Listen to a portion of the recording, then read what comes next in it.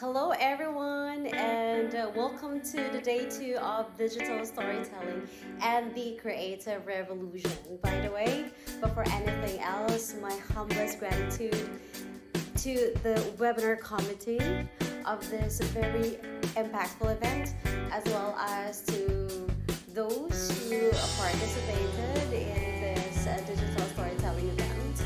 Today, I will be discussing about transforming education through technology. I am Dr. Anna May Montez of University College, and I hope I can report something that is of relevance and that is of importance to the body of knowledge when it comes to language and literature learning. And let's tackle and discuss more about digital storytelling. What is it? How it is relevant?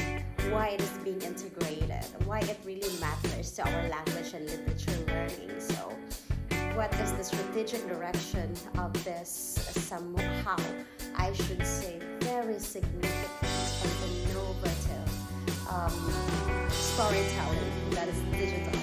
And this international webinar on digital storytelling is steered to the community of language learners and literature learners because it will be, giving us an enlightenment why it really matters now. Though there are several issues and concerns relating to this one, especially with technology, I will be discussing later what are those issues and concerns based in the context here in our school in the Philippines. Allow me to share to you as well what will be the strategic direction of this digital storytelling. To those who love literature, what are those strategies that we could innovate and we could make use for us to be able to have a most effective storytelling for teachers and of course for learners alike, say in the performance, in storytelling, how this one revolutionized our language and literature learning. It's a creative revolution. So let's delve in and just sit back and relax. So let's try to talk about first, what is digital storytelling? Now, according to Robin 2006, digital storytelling combines the art of telling stories with a variety of digital multimedia tools to create a compelling narrative. Now, what are those? Robin defines digital storytelling as the combination of traditional storytelling techniques with modern multimedia tools. It produces engaging, meaningful narratives. Now, this concept expands the way stories are told by incorporating images, audio, video, and interactive elements, thereby enhancing the emotional impact and audience engagement beyond what can be achieved through words alone. Now, when I say elaboration, it means blending traditional technology and the modern technology, which is the core element. By the way, the traditional storytelling, the plot, the characters, the setting, the conflict, and the resolution, but presents them using digital media. Say, for example, further, Barra 2006 emphasizes the reflective aspect of digital storytelling in education, and he has made mention it enhances students' engagement and critical thinking. So we have core elements of digital storytelling. Of course, the first one is narrative, wherein there is a clear storyline with a beginning, middle, and end. So I'm talking about here the plot of the story. And of course, since it's digital storytelling, we also have what we call the multimedia components, such as images, video, audio, and text. And there are several tools that we could integrate all those elements from traditional to the multimedia tools. And we have some or several examples, like say, for example, the storyboard for visually driven storytelling, and of course creative writing. We also have Powtoon for animated story presentation, and we also have Adobe Spark or Adobe Creative Cloud Express for dynamic video stories, and also Canva for designing visually engaging narratives and presentations. Why digital storytelling matters. Now, according to the study, the research of SADC 2008, he has found that students who use digital storytelling develop stronger communication skill and deeper content understanding. So he has highlighted 4 key components why digital storytelling matters. One is communication, engagement, creativity, and collaboration. Now let's start with improved communication skill, because when students engage in the digital storytelling, they learn to express ideas clearly and effectively through multimedia formats. So it deepen their content understanding. Creating stories requires students to process, internalize information more thoroughly. So it enhances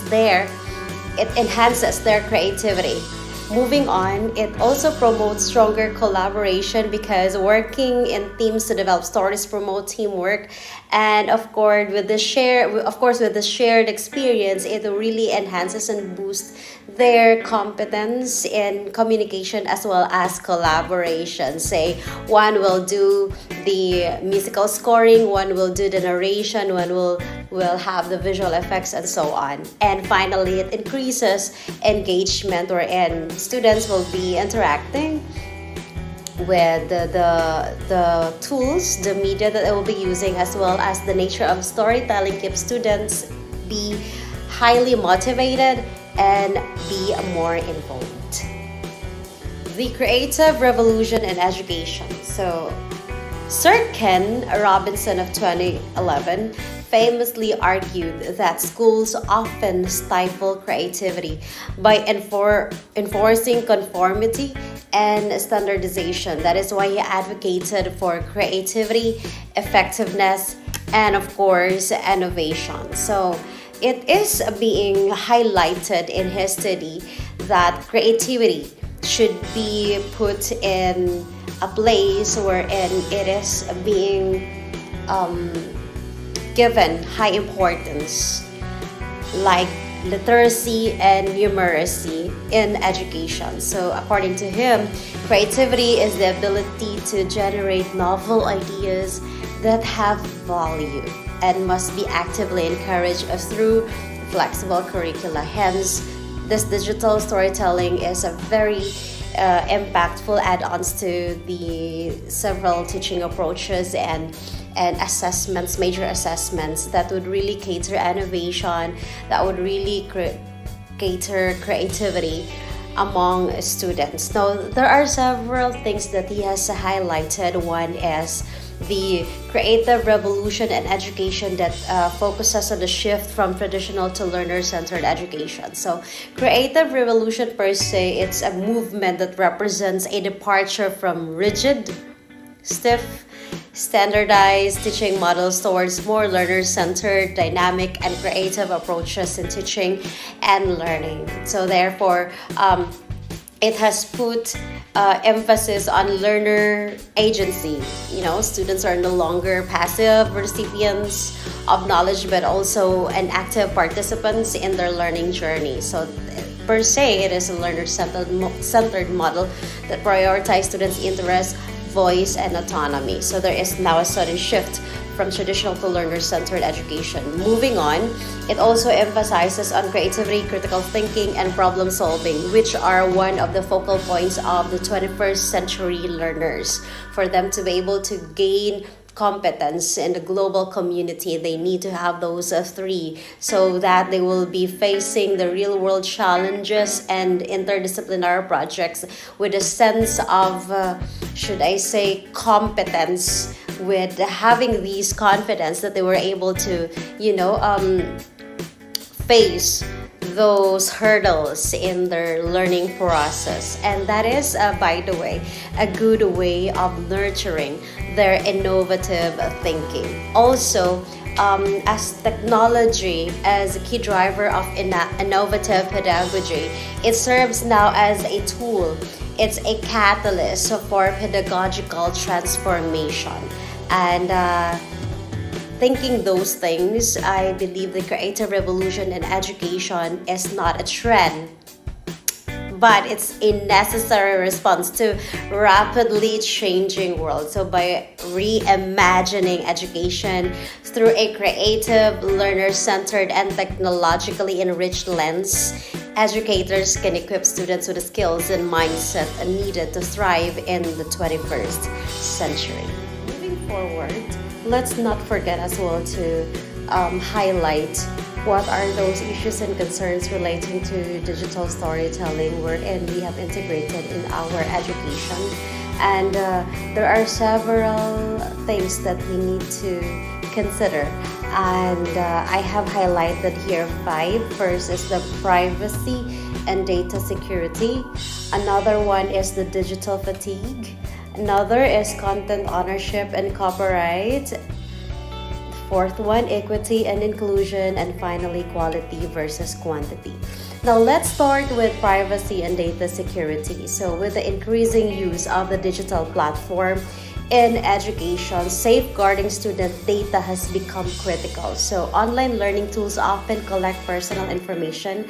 So we need to safeguard and protect these information, say their names, their location, and even their performance data, because it can be used against, or it can be used without the corresponding knowledge of our learners. So we need to give a proper education on how to responsibly use those digital platforms to our students. And also for the awareness of students, it needs to be highlighted that your consent or your guardian's consent should be obtained in data sharing with third parties. So you must be very careful, and it should be monitored to prevent misuse of the data.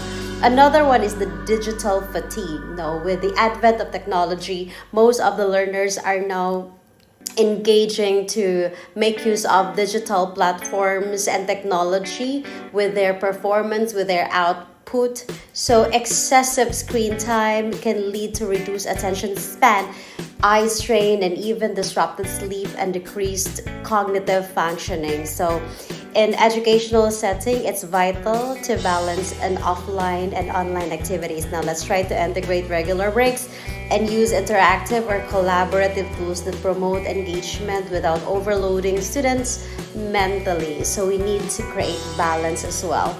Another one is the equity and inclusion, wherein we need to really consider the accessibility of those digital learning platforms regardless of the socioeconomic background of our students. And of course, learners, you need to be aware that there is a need for us to be on track with the revolutionizing education system wherein technology is now being mainstream. So inclusive design should accommodate diverse learning needs, and such as providing subtitles, screen readers, or flexible deadlines as well, so that no student is left behind in tech-driven environment. So if you're going to make use of digital platform in your digital storytelling, you can make use of those things like, subtitles for the information to be obtained properly.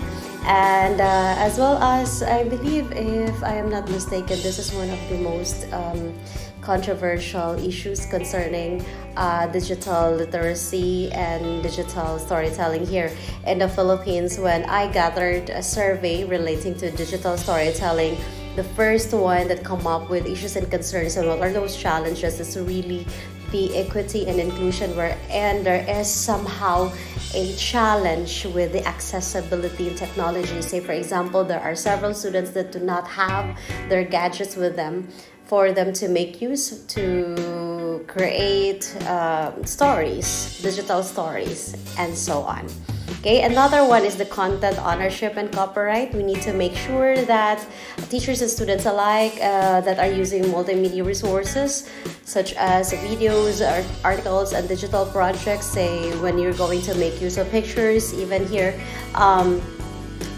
simple pictures, you need to properly cite all sources so that we avoid plagiarism. So educators should model ethical practices and teach students how to attribute content responsibly and create original work whenever possible.